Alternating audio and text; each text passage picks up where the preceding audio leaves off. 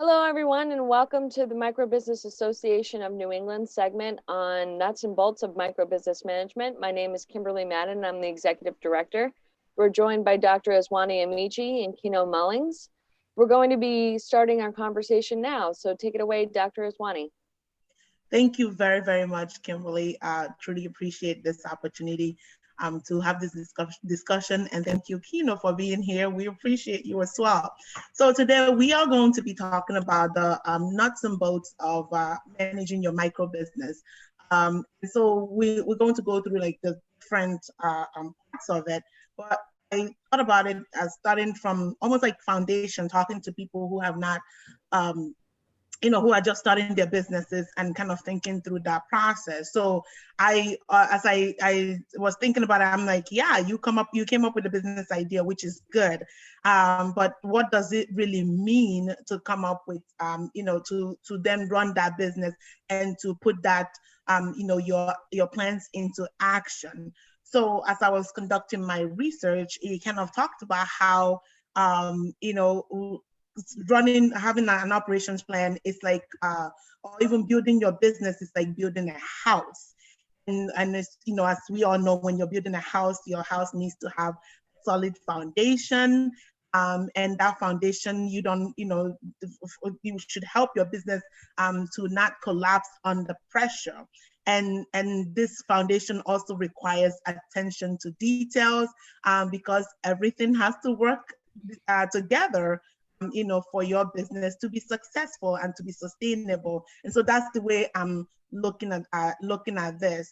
So the more I think about operations plan and the way it works, I often call it the unsexy part of business. And yes, you ask me, why do you call it the unsexy part? Because it's not the showy part. It's the things that happens behind the scenes. It's things that we kind of need to do again for our business, to run smoothly. Like I mentioned, the foundation of the building, you don't often see it. You don't kind of walk around or pass a beautiful building and go, oh, look at that foundation, it's so beautiful, because it's not something that you see. But without it, the business or the building would not stand. And so that's why this is important, and that's why we're having this conversation.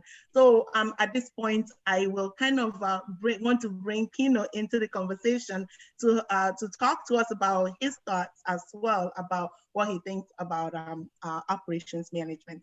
Take it away, Kino. All right, thanks, I said thanks, Kimberly. Thanks, Kimberly, and thanks, Azwani.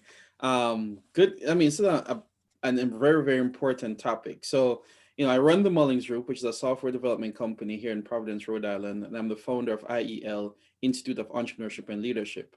And so I'll talk about this from both hats. One, the instructor hat, and the other is one theoretical, and one's what I do day to day. And what I've found as we teach students at IEL is that, and this, has been called the fluffy stuff, but I think it's so important that if operational management of self is not taken care of, then it will not work in your business. Like if your life is chaotic, business will only amplify the chaos, because now you're paying people to be your chaos agents, right? If your business, if your personal life is ordered in some way, then that order will get amplified in your business. And so what we talk about in our course is that chaos, when you have chaos in your life, and by chaos is simple definition of chaos is an absence of order. What is order? Is doing what should be done when it should be done, and things should be in the place where it is when it should be there. And there's many things that contribute to this, to chaos and so forth. So without going into that, I think the foundation of operational excellence in one's business is operational excellence in one's life. And that's challenging, right? I mean, we have, especially micro business entrepreneurs, for those of who are married and have children, or doing multiple jobs, or having a career, a 9 to 5 with your business. It's a lot to juggle. Plus, dodging, COVID out there, and keeping cash flow. And then if you have people that you're paying, there are other livelihoods that are depending on you. So there's a lot to be on, a lot of pressure to be under. But whatever process or whatever method you go through to settle yourself, to be able to articulate who you are from your personal mission, your personal vision, your personal core values, your personal sense of center and why you're doing what you're doing and how you do what you do, so as not to have a chaotic day, chaotic week, chaotic quarter, whatever it is. That, I think, is the first place to start. Now, once that is done, and you're now moving into this other space where you have some control, and in some cases you have no control, because clients and employees, you have limited control over those entities. So then you move into this space. You have, at least you're not worried about yourself, right? You're just focused on the business at hand.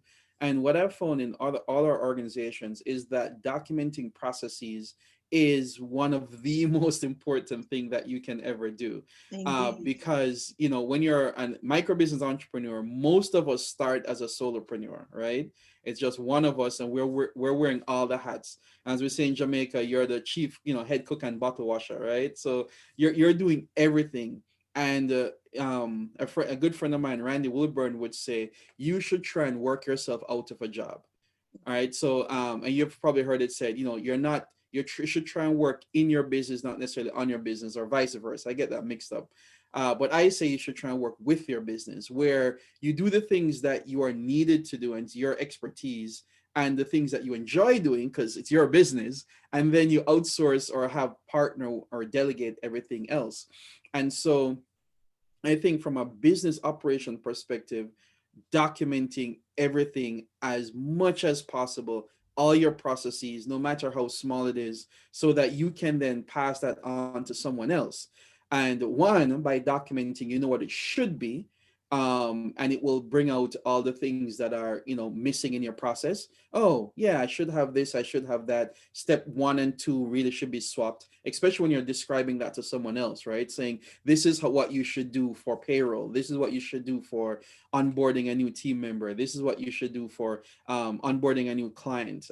When you're teaching someone what to do, you'll realize the holes in your system. And with all systems, with all processes, you're trying to make it faster and cheaper, right? Faster, cheaper, with everyone smiling at the end. So that's the second thing. First thing is centered you. Second thing is documenting your processes. But documenting your processes, I've found that you can document or have processes that are meaningless, right? So it's either you learned something, you went to a seminar, someone told you you must do this as a small business. Well, maybe it might not be the right process for your business.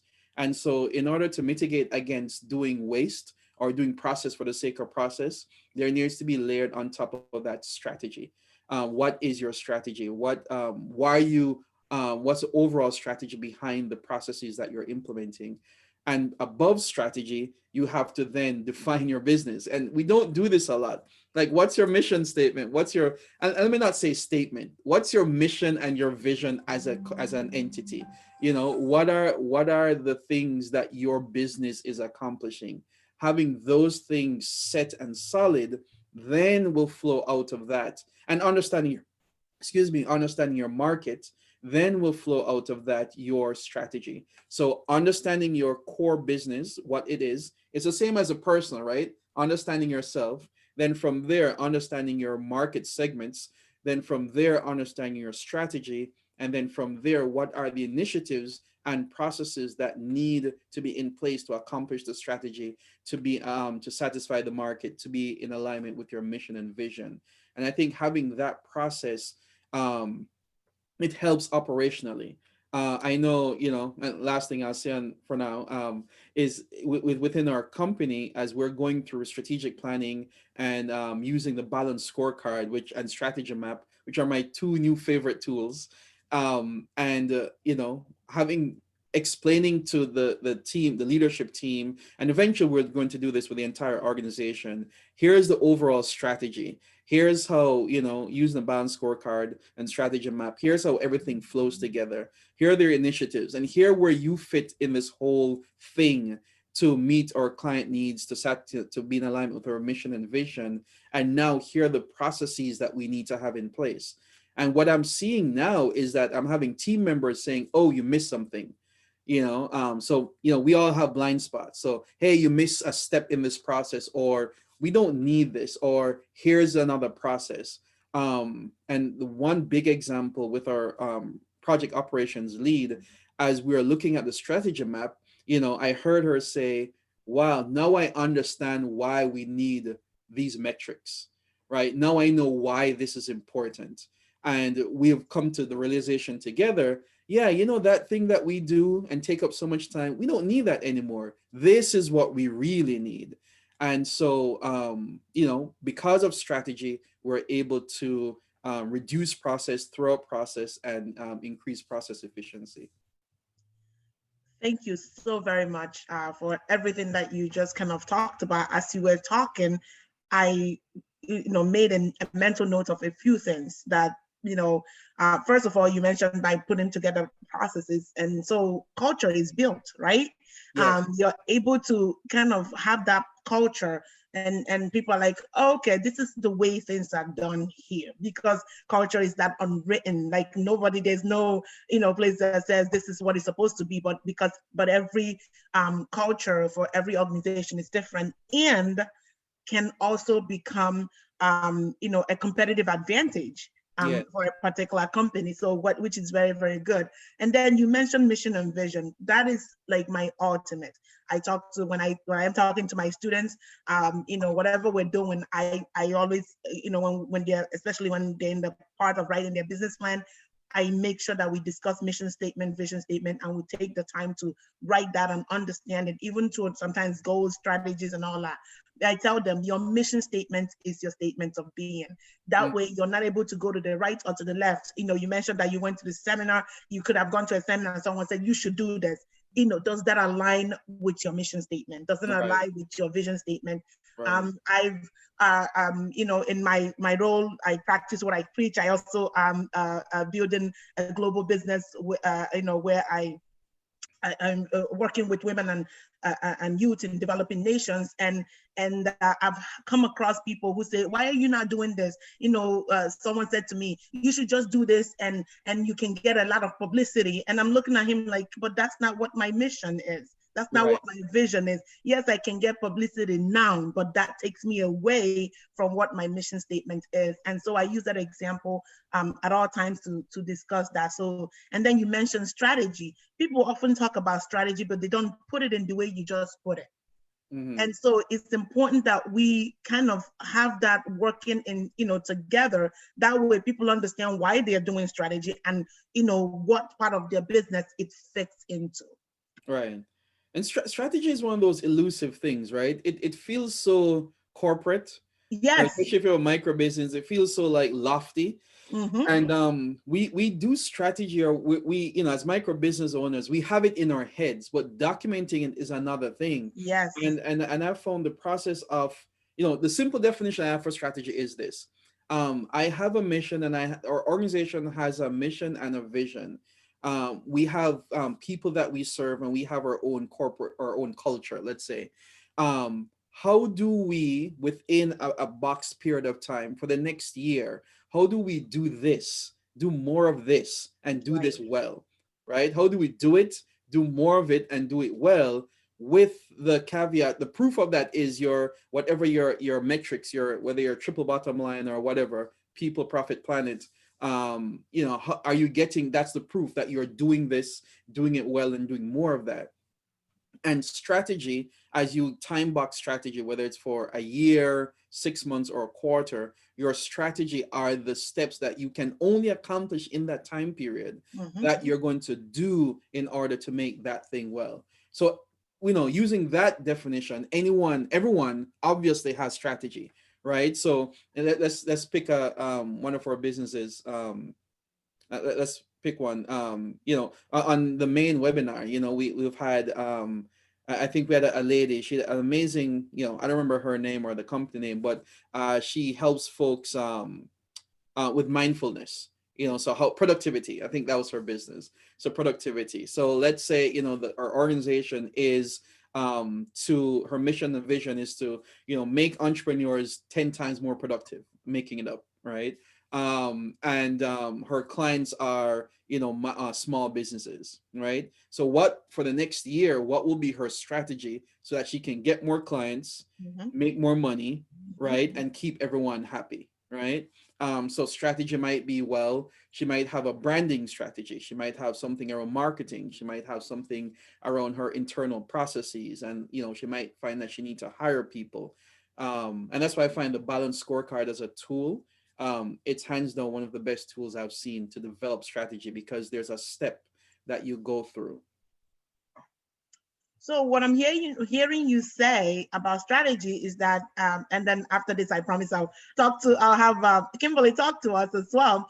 But is that what I'm hearing you say is that for strategy, you need to have strategy for different things within your organization, because Yes. I think that most of the time people think of strategy as this one big thing that they have to do, and I could be wrong, so please tell me if that's not, like you just mentioned, you need a strategy for branding and you need a strategy for this, because then you'll be able to hone into it and be able to execute that very well. Yeah. Yeah. And strategy, I mean, you have another word for strategy is goals, Right. right? Is goals. And goals have objectives, Yes. those objectives need to be measured. Those Yes. objectives, you have targets for those objectives, and you have initiatives or individual, discrete, explicit tasks to accomplish those objectives. Goals and strategy, you look at it from a financial perspective, which is the obvious one: make more money, increase sales, whatever. But the Mm-hmm. other one is non-financial, which is just as important. And so, using the balance scorecard again, talks about financial, talks about your customer perspective, it talks about your internal processes, like what do you need to be really good at. Talks about your internal team and team metrics, and then whatever other perspective you need to view your company. So yeah, you need to look at strategy from those different buckets. I heard one person say, if you only look at strategy from a financial perspective, so that is the accounting lens, then if you hire somebody new, right, that's an expense, so that's a Right. negative if you're just looking at the financials, right? If you go to a seminar to learn a skill that will help you to make more money, it's still a negative because it's an expense. So you Right. can't just look at strategy from a financial perspective. You have to look at all the other perspectives as well. Very good. Thank you very much. Kimberly. Yes, I was thinking that Maine can also assist in outsourcing some of these day-to-day operations pain points that we may have as micro business owners. So if we're struggling with, let's say, accounting or finance or HR, we have access to these services through our network of people that are associated with our LinkedIn account, as well as our membership that is growing. So if this is something that members may have a problem with, this is something that we can assist with. Mm-hmm. You don't have to necessarily take it on all yourself as a micro business owner if you don't have that experience. Right. I think that might be with my work that I do with Mercy Corps. I found that a lot of entrepreneurs try to take it all on themselves, and never be afraid to outsource pain points that you don't quite have the expertise in. Uh, Yes. yes. And another thing that I was thinking was strategy could really help with if you have multiple employees and getting them to buy into the overall strategic mission and vision of the company itself. Is that something that you found, Kino and Iswani, in your travels? Go ahead. So to repeat what you said, you're saying strategy will help with your employees. Strategy will help with your employees in terms of buy-in. Oh, absolutely.